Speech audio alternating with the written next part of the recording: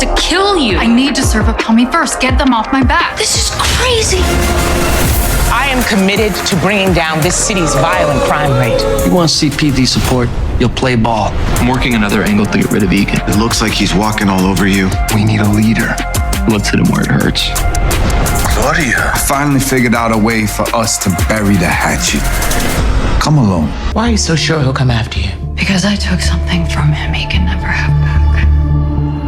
Make him suffer. I will. You really are the baddest Flynn, Claudia.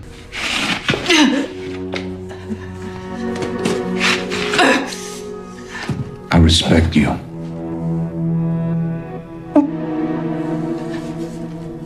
More than your scumbag brother. Or your fucking father. But this is for my friend.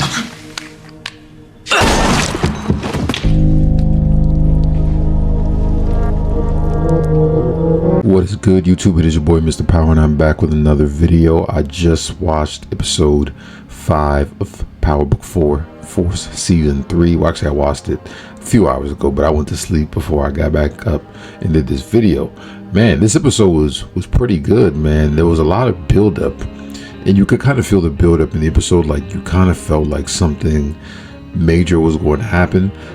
My prediction for JP dying didn't exactly come true yet. I still think he's gonna get smoked because, I mean, it's obvious, the whole funeral thing we've seen in the trailer.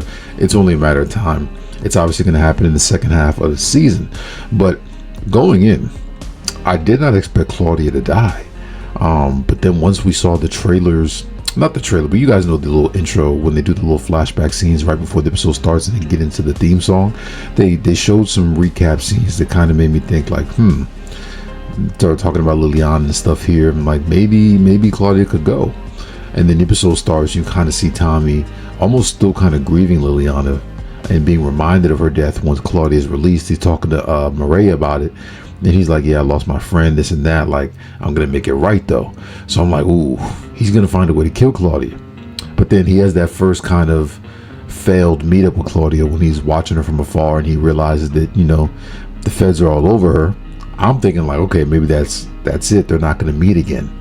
And then obviously Stacey Marks gets her killed by pitching the whole show up to Tommy's apartment. Like what was Claudia thinking? You showing up to the Grim Reaper's apartment thinking that like you're gonna shoot you, and like she should have shot him the moment that she walked in and saw him sitting there. Like, I don't know why she hesitated or waited. You can't wait for an opportunity when it comes to Tommy. And she had him at point blank range and she still missed. Had that man at point blank range and still missed. So I was very happy that that kill happened. It was a nice little surprise. And it was good to see Tommy finally get revenge for his lost fallen friend, right? For Liliana. And we've been waiting for that shit for like 2 seasons.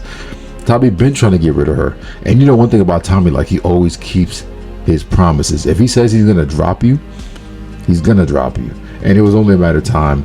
I just didn't expect him to do it like as soon as Claudia got out. Like, she just got out of prison, you know what I mean? So I was happy to see that. That was a great way to kind of end the episode.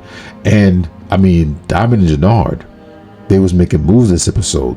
Right, they got hit on by one of these groups, I forgot the names, and they needed to get back, and they met up with the group, set them all up to pretty much all get killed by pretty much pitching them to join the coalition and them getting to put their guns away, right? And then they had some people pull up on some motorcycles and then shoot at them, and it was wraps. And a lot of us were wondering like who were the people that were in those motorcycle suits or whatever, and they just never revealed it. So I'm guessing they're characters that weren't really important. Some people thought it was Tariq, some people thought it might be Tommy. It was nobody that was really relevant to the story. But like I said, Diamond and Jenard, they was making moves without Tommy all episode. Shit, Diamond was making moves without Tommy, and you could kind of see the shift when he told Jenard like, I'm the leader of CBI. You know what I mean? Versus like, me and Tommy are partners. He said, I'm the leader, I'm running this shit. And Jenard was like, shit, okay, I got him right where I want him. Like, he's distancing himself from Tommy.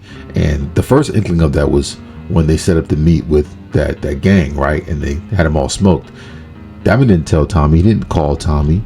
You know what I mean? Like, he did that all on his own. He made that decision all on his own, and then took it a step further and went and met up with Che to get more product, and took Jenard to the meeting without Tommy. And even Che was like, yo, like, who the fuck is this? Referring to Jenard, like, I'm used to meeting up with the same faces. Like, you don't make me nervous out here. Like, you're moving weird. And, you know, obviously they assured him that they were family and this and that, and they were all, you know, Diamond pretty much tried to say that Jenard is an extension of him, and Che kind of bought that. And then once they pitched the idea of getting even more product, Che was like, oh, okay, now we talking money, we good. And it's funny because Tommy tried to call Diamond towards the end of the episode. He didn't answer, right? So we kind of see where that relationship is going. And, you know, we see Jenard telling Shanti telling Tommy, like, yo, these brothers are out for themselves. You can't really trust them. You know, Shanti's not really fucking with Jenard no more, and you see Jenard not really fucking with her no more, because he didn't even tell her about the meeting with Che when he was going and after. So we kind of seen that coming. That was a funny part of the episode. And I think the wildest part was like Tommy killing Claudia in his house and not like cleaning that shit up. You know what I mean? Like, the feds could have like where were the feds at? Why did they come looking for her? Like, they didn't have her location. Like, you know what I mean? There's certain things in this show that sometimes don't make sense. Like, realistically, there's no way he would have been able to shoot and kill Claudia in his house with all that blood everywhere and like just get away with it like that. That was kind of wild. Like, that the Stacey Marks didn't come looking for her. The fact that she was able to ditch her tail and her protection so fast just tells you like how much of a joke that this witness protection thing is in the Power universe. I always say that once a character in the Power universe like decides to flip on somebody and they get witness protection, they're gonna die pretty soon, because the witness protection just isn't good in Power. Like, they always find some way to get away, and the enemy always finds a way to get the work done. So Claudia got smoked, and that's like the first kind of major death of the season, and I think that's going to set the tone early on. You know what I mean? I think there'll be more major deaths as we approach the end of the season. It was a solid episode. I enjoyed it. Pretty good episode for the mid-season finale. I have heard that there is no break after this episode. I heard that there's going to be a break around episode 7 or 8. I think episode 8. Hopefully that could mean Tariq is popping up or some shit. That'd be super dope. But yeah, there's that, like, people were saying like, oh, there's no mid-season finale, and pretty much what I was saying is mid-season finale just means like the halfway mark of the season. It doesn't mean that we're gonna necessarily take a break. It just means it's the 5th episode of the 10th episode season. That's all that really meant, for the people who are confused by what I meant when I said mid-season finale. And I'm just really curious to see, like, who are these OG Power characters that Gary Lennon said is going to pop up this season? Obviously, we think Tariq is going to pop up, but is Elisa Marie going to show up? You know what I mean? Is Blanca Rodriguez going to show up? Is Medina going to show up? Is maybe Paz going to show up? Right? Like, we know there's a lot of people that low-key want to smoke with Tommy. You know what I mean? Like, kind of like a ghost situation at the end of OG Power where everyone's coming for him. I think this could be a lot similar. And also, we expect the Italians to pop up. Aunt Dolores, who's Elisa Marie's aunt, is confirmed to pop up in this season. So I would assume that Elisa Marie is going to show up too, because why would you have Aunt Dolores show up without Elisa Marie? I just don't think that would make much sense. And Elisa Marie is much older now, so I think it would hit a little bit different to see her character pop back up and have interactions with Tommy, because he did say like, come and see me about it one day. Now obviously Tommy's not going to die in this show, but I think they should make that Elisa Marie thing come full circle at some point in time, whether it's in the next movie, the movie that they're claiming they might do, or it's Power Origins. Like, they should make Elisa Marie be the one to shoot Tommy. It would just be full circle, and I'd be cool with that, because she would have the justification to make that kill. You know what I mean? Like, it would make sense for her to be the one to do it. Like, I wouldn't want it to be Tariq or D-Mac or any of those people. I want it to be someone based off a seed that was already planted in the past, and they planted that seed for a fucking reason. There's no way Tommy said, come see me about it one day, if they didn't fucking plan on bringing back Elisa Marie. So I hope they make that storyline come back full circle, because that's definitely something that we need to see in this Power universe. And we just love when the OGs pop back up. Like, it just makes it hit. a little bit different, and it makes the show a lot better because we know these characters, we understand these characters, and it's just fun to see certain characters interact. Like there's certain characters that in these shows that don't get to see each other like that. You know what I mean? So that's always cool. Like for the most part, you usually see Tommy, who's the main character, interact with everyone in the cast, whereas other characters might never interact. Like you might never see Claudia and Diamond in the same scene, or Jenard and some other people. Like it's very nuanced as to how certain storylines are going. So yeah, like I said, overall pretty solid episode. I enjoyed it. I definitely expect things to really ramp up now moving forward. With what just happened with the Claudia kill, I know the feds are going to be heated.